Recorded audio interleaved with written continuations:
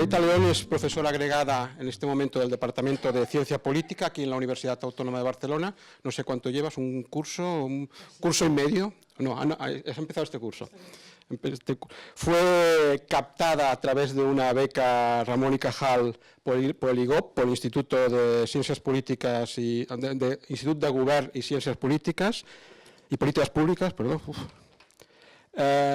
Y va a hablarnos sobre un trabajo que normalmente no está en las estadísticas o que es difícil de captar en las estadísticas, que es este trabajo no remunerado de los tiempos de cuidado en las trayectorias laborales de las mujeres. Como han dicho el director, como ha presentado, uno de los problemas fundamentales que hay en el caso de las pensiones es el tiempo que muchas mujeres no tienen cotización porque no ha estado dentro del sistema de la seguridad social, no es trabajo contributivo.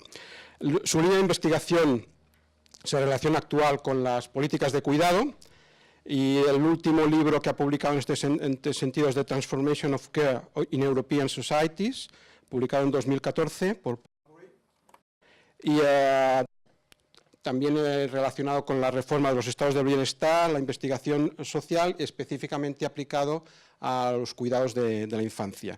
Y más recientemente se ha dedicado a investigar sobre el impacto que tiene la crisis en que estamos sumidos últimamente, que ya se ha terminado, como todos ustedes saben, se ha dado por terminada desde hace un par de años, en los estados del bienestar en el sur de Europa.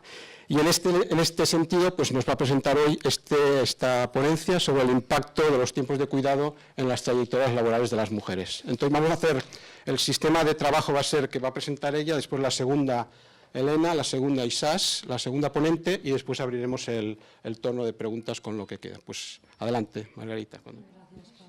Bien, muchas gracias por la invitación. La verdad es que yo trabajo en el edificio de aquí arriba, estamos muy cerquita. Y tengo que decir que no había bajado nunca haciendo estudios demográficos, a pesar de que nos unen intereses comunes. Así que, bueno, agradezco la invitación. A pesar de que cuando me lo propusieron, en principio dije, tenía mis reservas, porque decía, bueno, yo sobre mayores de 50 años en realidad no puedo decir más que generalidades, ¿no? Porque no es ese mi ámbito específico de estudio. Luego, dándole un poco de vueltas, es cierto que si introducimos la perspectiva de género, el tema, como ha explicado Pau, de cómo impactan los cuidados en las trayectorias laborales de las mujeres, pues tiene relevancia para el tema que vais a discutir hoy. Pero tenéis que ver lo que voy a contar como algo que quizás rodea al tema específico de los trabajadores mayores de 50 años. Yo, si me permitís, voy a empezar en lo que me estoy ocupando en los últimos meses. No porque os vaya a explicar exactamente esa investigación, sino porque creo que se pueden desprender lecciones interesantes. Yo estoy haciendo con un grupo de investigación que compara el sur de Europa con el sureste asiático, más en concreto España, Italia, Corea y Japón, en el tema de las reformas de las políticas sociales. Y hace muy poco que hemos publicado y estamos en una segunda fase en el que la comparación concreta es Corea del Sur, y España, que a pesar de ser dos países que están muy distantes geográficamente, tienen bastantes puntos en común. Es decir, se pueden justificar como casos similares en la investigación empírica. Muy brevemente, pues los casos similares son un proceso político más o menos similar en cuanto al tiempo aunque hay un time lag, hay una diferencia de unos 10 años aproximadamente, pero son dos países que se han incorporado tardíamente a la democracia, son dos países que han crecido económicamente muy tarde y muy rápido, a una velocidad muy fundamental, comparativamente hablando, bastante espectacular. Son dos países que han flexibilizado muchísimo el mercado de trabajo. Y son dos países que, contrariamente, digamos, a lo que se podría suponer en cuanto a la literatura, que los considera países familiaristas, es decir, países que introducen pocas políticas de apoyo a las familias porque la familia juega es una institución, es un pilar fundamental en cuanto a la provisión de cuidados y de bienestar, etcétera, y eso ha llevado a un subdesarrollo de las políticas de familia en ese sentido. La literatura lo que viene a decir es que estos países tienen pocos incentivos para invertir en, por ejemplo, políticas a la infancia. En cambio, en la comparación con Japón y con Italia, lo que observamos es que no es del todo así. Estos son dos países que recientemente han intentado de escapar del legado, digamos, en cuanto a política pública, y han hecho esfuerzos considerables a nivel político por redefinir las políticas de cuidados, las políticas a la infancia, las políticas de familia. Es decir, el argumento es que han dejado de ser, en cuanto a la prescripción, otra cosa es el resultado, pero en cuanto a la prescripción han dejado de ser sistemas de bienestar familiaristas. Repito que la definición es aquellos estados que relegan en la familia el peso de la organización de los cuidados. Bien, este es un gráfico que muestra simplemente la trayectoria del empleo, y aquí lo que más llama la atención, no tengo un pointer, ¿no? Bueno, es igual.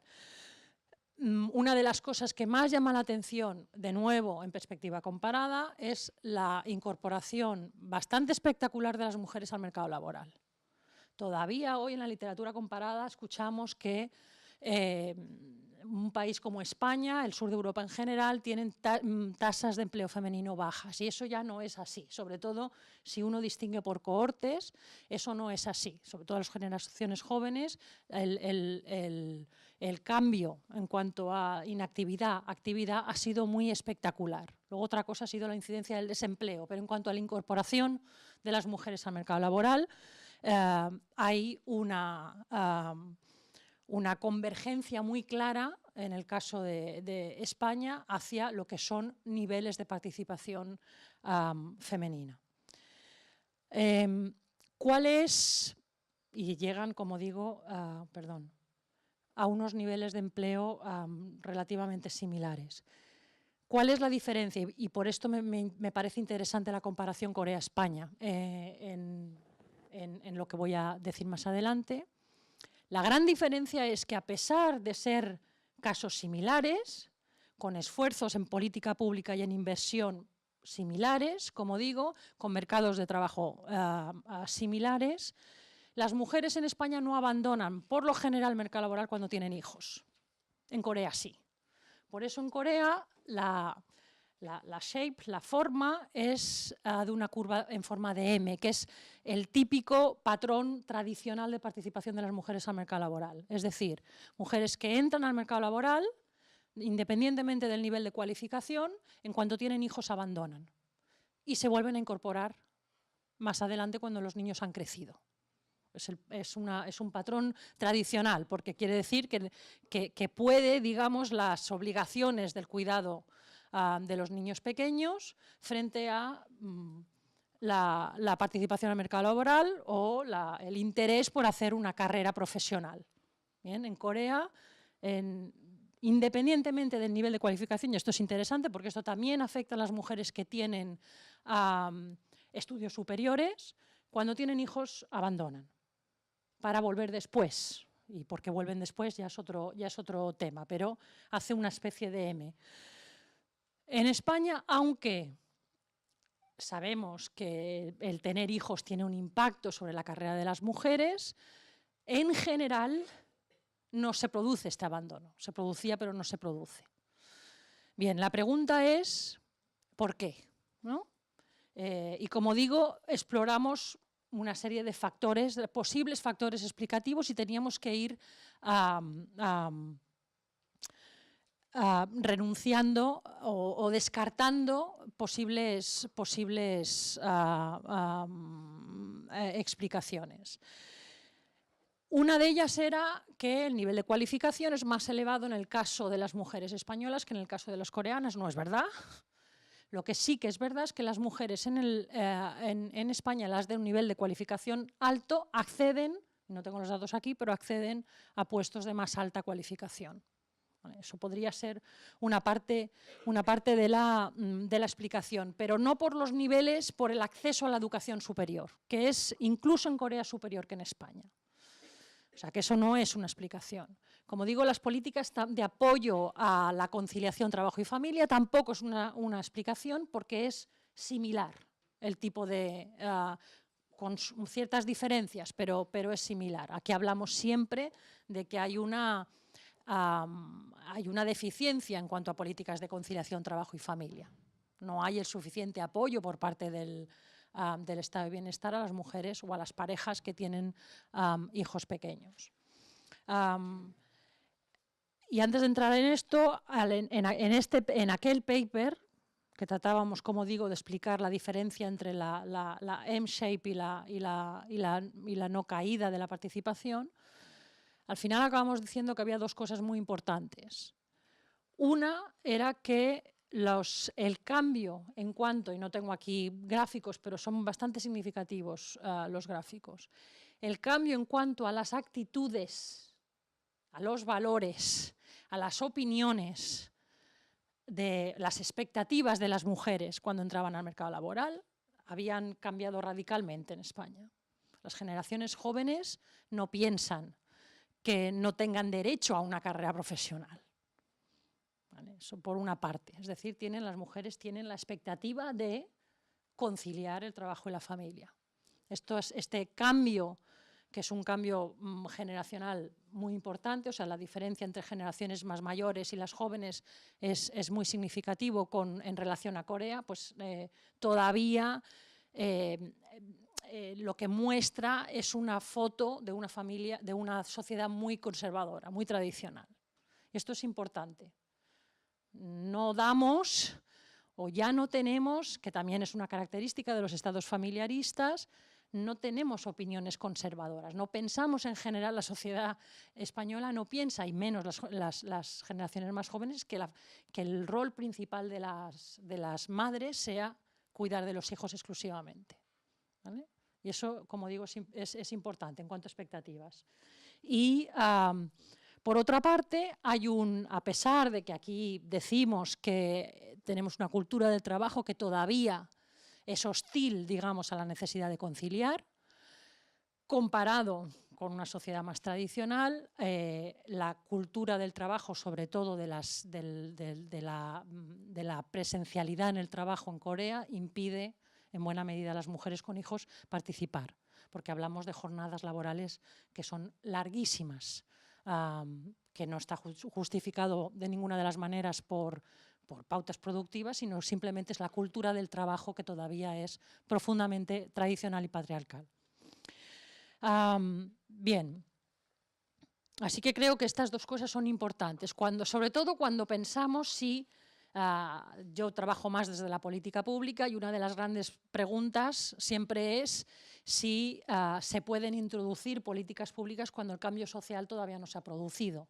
Y aquí estamos hablando de un panorama en el que el cambio social está de una manera clarísima y lo que nos faltan son políticas de apoyo más decididas. Pero el cambio social está.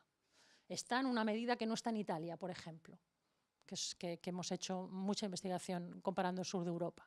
Y eso es interesante, creo que es interesante remarcarlo. Bien, centrándonos aquí, como digo, no abandonan, pero sabemos que tener hijos tiene un coste, ¿no? Eso lo sabemos. Tiene un coste porque, digamos que el esfuerzo añadido es considerable. Tiene un coste en las mujeres, no lo tienen los hombres. O sea, los padres no sufren, la trayectoria laboral no sufre por el hecho de tener 1, 2, 3 hijos o no tener hijos. En el caso de las mujeres sí. Es importante también ver que hay un impacto, y esto lo veremos más adelante, hay un impacto que a veces no se dice, no es solo el género, o no son solo las mujeres, sino que varía muchísimo por grupo socioeconómico. Distintos grupos, según nivel educativo, tienen una posibilidad de conciliar mucho mayor o mucho menor, a pesar de que las políticas a priori no hacen distinción. O sea, tenemos muchas políticas que son universales y en cambio sabemos que el impacto varía enormemente según el nivel educativo y según la posición en el mercado laboral. Esto también tiene, digamos, una lección importante en cuanto al diseño de las políticas. Bien, por debajo de la educación secundaria, o sea, los niveles de cualificación más bajo, se pasa de un casi 60% de participación a un, cuando tienen 3 o más hijos, que sabemos que es una minoría, a un 36%. Y este impacto es algo menor, aunque existe, pero es algo menor en las mujeres con un nivel de cualificación más alto. Aquí es muy interesante ver datos que son exclusivamente demográficos, que tenéis vosotros muchísimo más que yo, ¿no? Pero el cómo impacta la maternidad en el empleo hay mucho que decir. Bueno, esto, como digo, creo que esto lo podemos pasar porque son simplemente datos que comparaban España y Corea en cuanto a temporalidad, en cuanto al nivel educativo de las mujeres en los dos países. Si puedo hacer un pequeño inciso, en esto que os digo, que realmente son países donde el esfuerzo por la inversión, sobre todo en temprana infancia, ha sido bastante espectacular. Yo todavía tengo que escuchar esto de que son sistemas de bienestar que invierten poco en la infancia, pero en realidad en educación temprana, con datos comparativos, no es cierto. Tenemos unas tasas de escolarización de 2,5 en adelante que alcanzan casi el 100%. Así que ahí parece que no está tanto el problema. Es verdad que en el 0,2,5, 0,3 todavía tenemos un desarrollo bastante escaso. Además, hay una diferencia muy significativa en la calidad del servicio, porque en el 3,6, al ser un sistema preescolar que se ha equiparado a la primaria, los índices de calidad son altos, porque son similares a los de primaria, mientras que el servicio 0,3 todavía se entiende que es un servicio puramente asistencial y, por lo tanto, los criterios de calidad bajan mucho. Es decir, en el 0,3 lo que vemos es una fluctuación que va un poco acompasada a los ciclos económicos. Cuando hay dinero se invierte, cuando no hay dinero se deja de invertir. Y según, según el gobierno en el momento, pues el compromiso hacia el 0,3 varía también enormemente, cosa que ya no pasa con el 3,6. Pero sí que es cierto que en el 0,3, cuando hay un recorte, y ha pasado mucho desde el 2010 hasta este punto, la justificación siempre es, bueno, esto no dejan de ser servicios asistenciales. Y eso incide en la calidad. Bien, pero eso... bien, esto lo voy a dejar. Entonces, ¿qué medidas tenemos para que la conciliación, es decir, para que sobre todo las mujeres, aunque aquí hablamos de permisos parentales, puedan combinar la crianza con la participación en el mercado laboral? Uno de ellos es los permisos parentales. Como he dicho, podemos ver los servicios, que tenemos que hacer esta distinción 0,336, pero que el esfuerzo desde los años, sobre todo 1990 a esta parte, han sido muy considerables.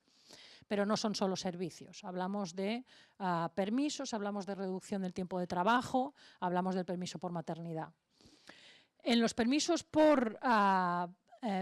parentales, si vemos un poco España en una perspectiva comparada, pues abajo está Suecia, ¿no? Hay una diferencia, hay una brecha de género muy significativa que, por cierto, en Suecia están corrigiendo gracias al permiso a la paternidad, obligatorio, remunerado, pero bien, en términos absolutos, digamos que el permiso parental no es una medida de conciliación en la que todo el mundo puede disfrutar, es bastante minoritario, ¿vale? No están las condiciones como para que los permisos se cojan durante un tiempo y sean remunerados, ¿no? Tiene que ver con el diseño de la política, evidentemente, y hay mucho debate en cuanto a cómo diseñar los permisos parentales, no solo para facilitar la conciliación, sino para facilitar la corresponsabilidad, que es algo que ahora escuchamos bastante más, no es solo un tema de madres. Sería importante poder incorporar a los padres. Para eso hay que diseñar los permisos parentales de otra manera, porque tal y como están diseñados, solo son las madres, fundamentalmente son las madres las que se acogen a los permisos. Hay que hablar de que el permiso a maternidad no es lo suficientemente largo, que además se puede ceder, etcétera, ¿no? Tiene que ver con el diseño de la política. Pero bien, vemos un panorama en el que hay una insuficiencia en cuanto a esta política que llamamos de conciliación. Pero aquí vemos unas diferencias considerables partiendo de que en términos absolutos son pocos las trabajadoras que se acogen a los permisos parentales, vemos las diferencias por nivel educativo. Yo en esto siempre insisto mucho porque hablamos de madres y padres, hablamos de mujeres en general, pero no deberíamos de hablar de mujeres en general porque la capacidad de conciliación varía muchísimo según tu nivel educativo y según al grupo socioeconómico al que pertenezcas. Y aquí estamos hablando de la posibilidad de acogerse a un permiso, pero también podríamos hablar de las posibilidades que tienen las mujeres de grupos socioeconómicos más altos de por ejemplo, contratar a alguien para que le cuide a los hijos, ¿no? Así que hay una desigualdad dentro de la categoría mujeres que no debemos de obviar. Los diferentes colores hacen referencia a la duración y vemos que es el grupo de mujeres con un nivel educativo mayor quien se acoge a unos permisos de más duración. ¿Y por qué? Pues es evidente, porque la grande duración es un derecho laboral, pero no está remunerado. Eso por una parte. Por otra, porque determinados empleos, sobre todo los empleos más precarios, sin una estabilidad laboral y una cierta tranquilidad en el trabajo, no puedes acogerte a este tipo de permisos. Yo no tengo los datos aquí, pero en el estudio vimos la diferencia sector público, sector privado y también es considerable. Es decir, que depende de dónde estés en el mercado laboral, tienes unas opciones o tienes otras. Pero evidentemente con el diseño de los permisos parentales depende mucho de los ingresos en el hogar. El que uno de los miembros pueda estar sin ingresos durante 6 meses, 1 año o el tiempo que sea, ¿no? Este gráfico es la reducción del tiempo de trabajo, que es otra de las medidas de conciliación. Además de los permisos, la posibilidad que tienes de reducir el tiempo de trabajo. En un país como Holanda, fundamentalmente se ha apostado por este tipo de mecanismo como la mejor manera de conciliar, ¿vale? Y aquí vemos dos cosas. Que la brecha de género en todos los países es fenomenal, es decir, quien reduce el tiempo de trabajo son normalmente las mujeres y que en algunos países son las mujeres con trabajos poco cualificados, es decir, el trabajo a tiempo parcial poco cualificado. Pero eso no es así en todos los países. Un país, como digo, como Holanda, ha conseguido, repartir entre padres y madres muchísimo más la reducción del tiempo de trabajo. En algunas ocupaciones se ha extendido, por ejemplo, en la universidad se ha extendido las jornadas, las semanas de trabajo de 4 días, porque se reparten entre los dos. Y el acogerse a esta reducción del trabajo a distintos niveles de cualificación. Y esto es importante también. Es decir, en Holanda, en la judicatura, en la universidad, entre médicos, se ha generalizado bastante la reducción del tiempo de trabajo. Ha sido un cambio cultural, de alguna medida, un cambio cultural de nuevo sostenido por una política que permite que se produzca la transformación, ¿verdad? Nos quedan 5 minutos, pero me va bien. En cambio, vemos que en España, comparado con países como Holanda, como Suecia, como incluso Reino Unido, pues el nivel es muy inferior, pero que existe diferencias significativas entre el nivel educativo de las mujeres. ¿Vale? De nuevo. Bien. Así ideas para que creo que pueden dar un poco pie al debate, ¿no?, posterior.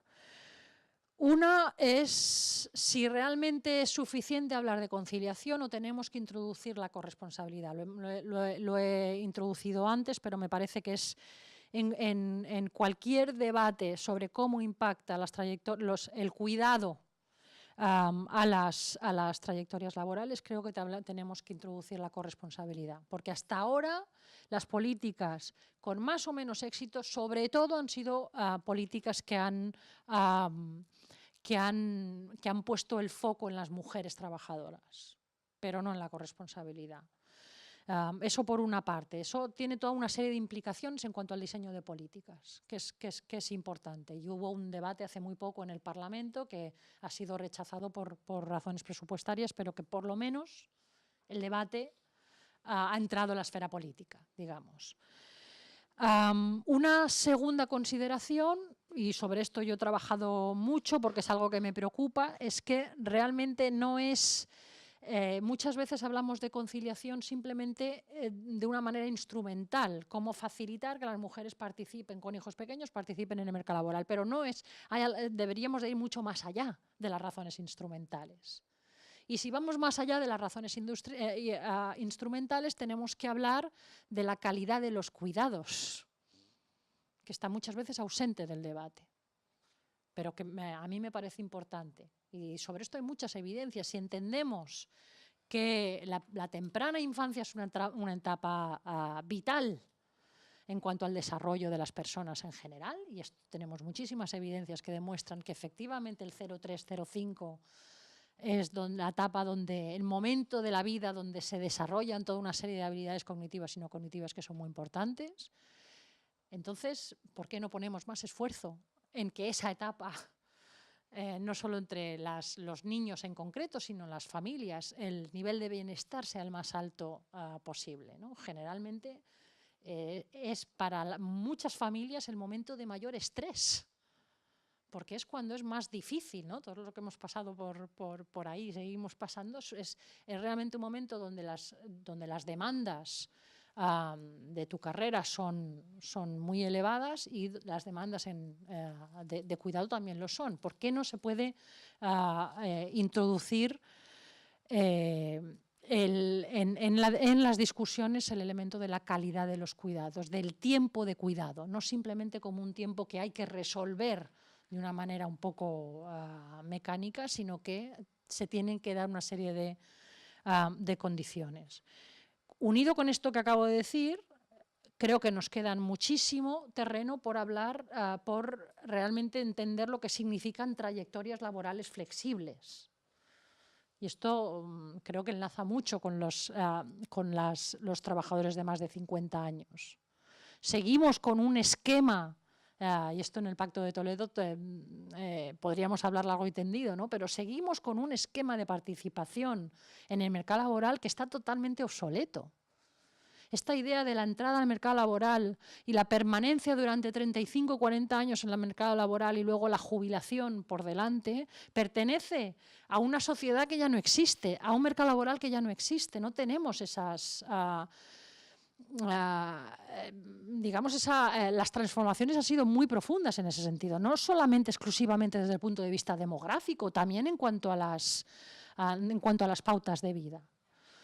Entonces, si hablamos de que a lo mejor alguien al final de o puede alargar la trayectoria laboral más allá de los 65, también tendríamos que poder hablar de la posibilidad de interrumpir la carrera laboral durante unos años sin que eso tenga unos costes elevadísimos para digamos, la continuidad después.